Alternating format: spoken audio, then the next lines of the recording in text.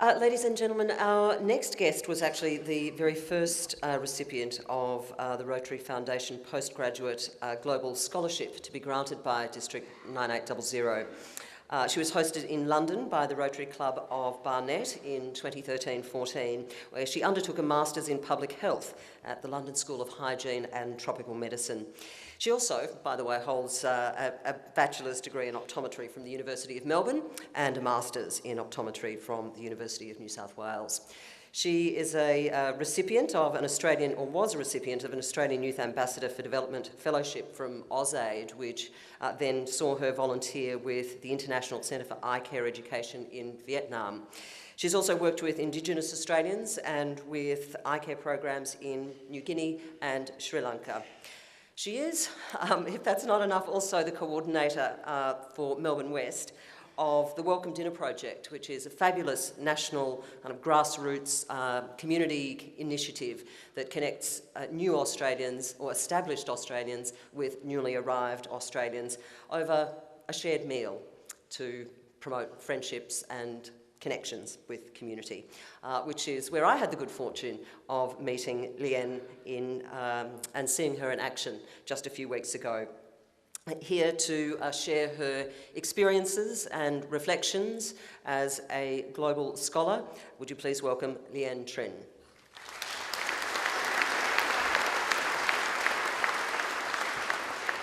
Thank you, Tracy. Thank you, District Governor Julie Mason, Rotarians and guests for inviting me to speak to you today.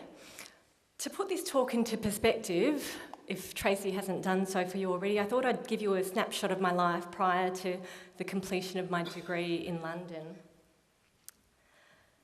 So, who was or who am I? I am the daughter of Vietnamese refugees, people who fled Vietnam by boat post the war in the early 1980s. This is a picture of my courageous parents, who have raised 6 university-educated children in Australia since they came over. I, number 3, became an optometrist, and I've spent a lot of my working life working in development.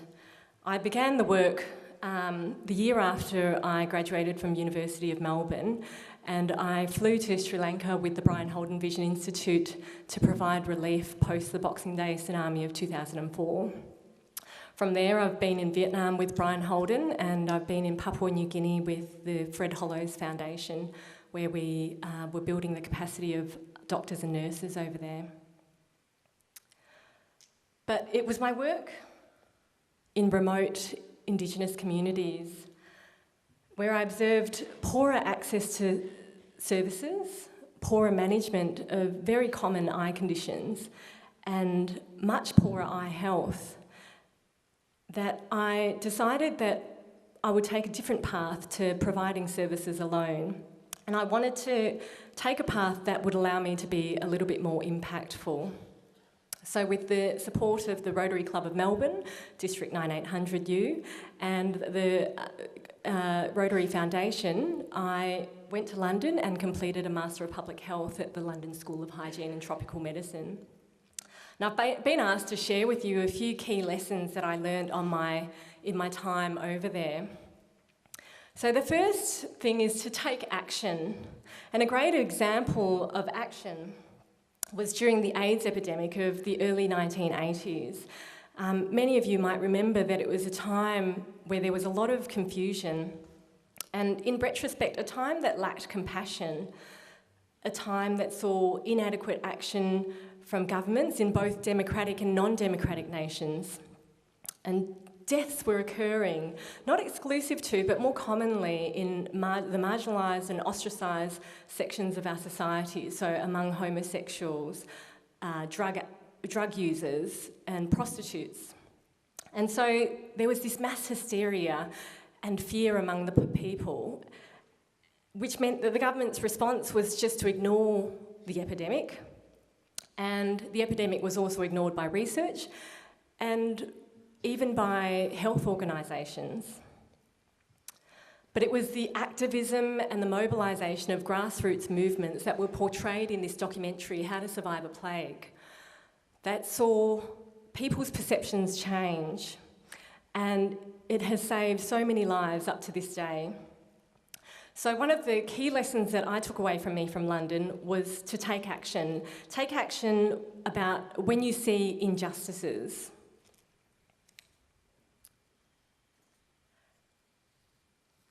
Another lesson I took was that the road can sometimes be foggy, but change has and can happen.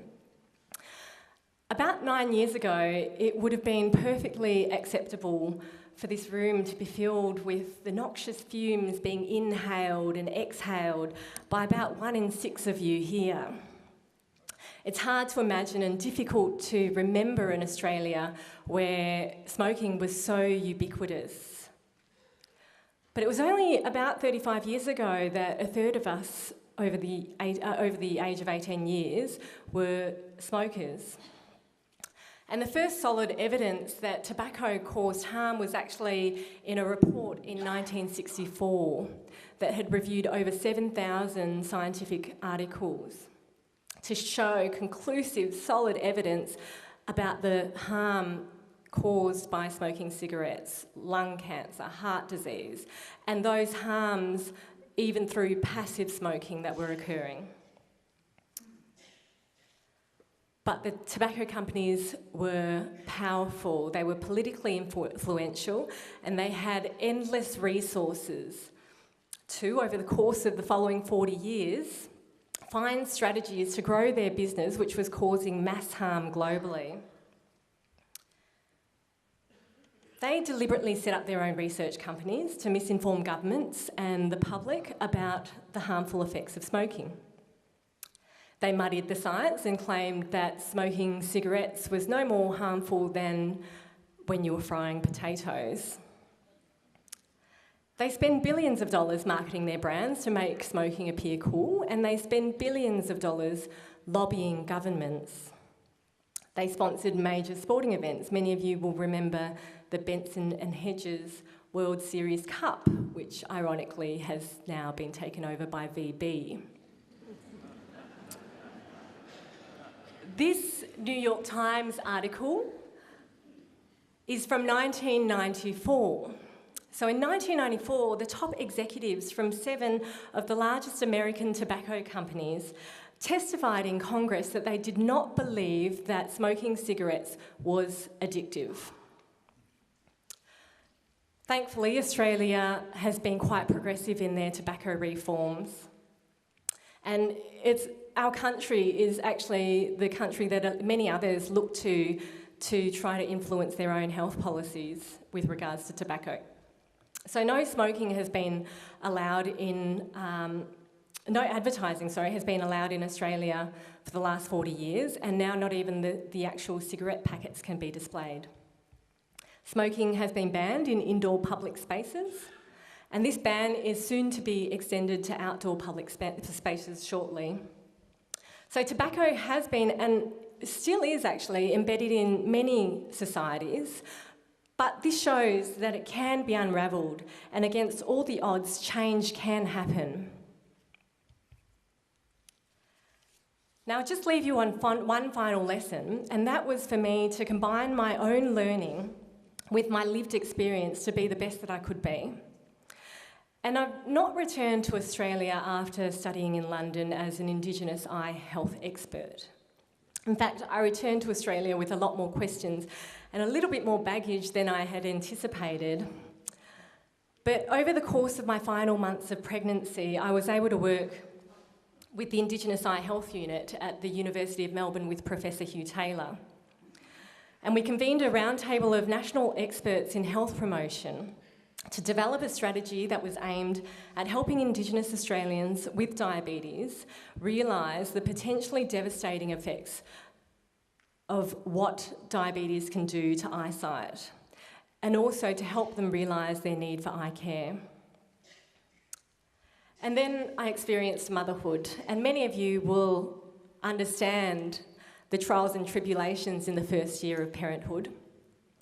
But throughout the endless nights of no sleep, something kept popping up on my Facebook newsfeed. It was the Welcome Dinner Project.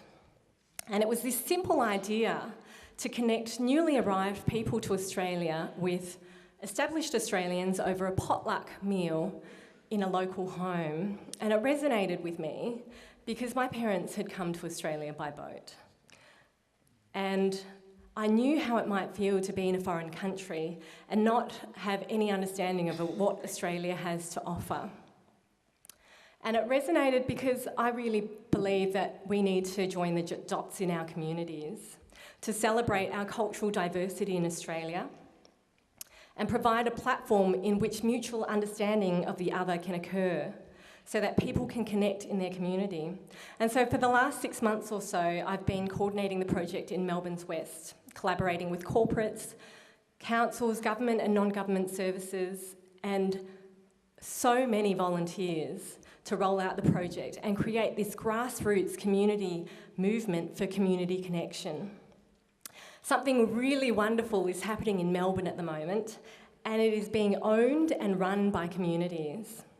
And I'm not only grateful for the project that it's alive, but I'm also grateful that it's enriched my own life, my own lived experiences, so that when it comes time again to pursue my passion in Indigenous eye health, I can create, or I hope to be able to create, as powerful an impact as this project is having across communities across Australia at the moment.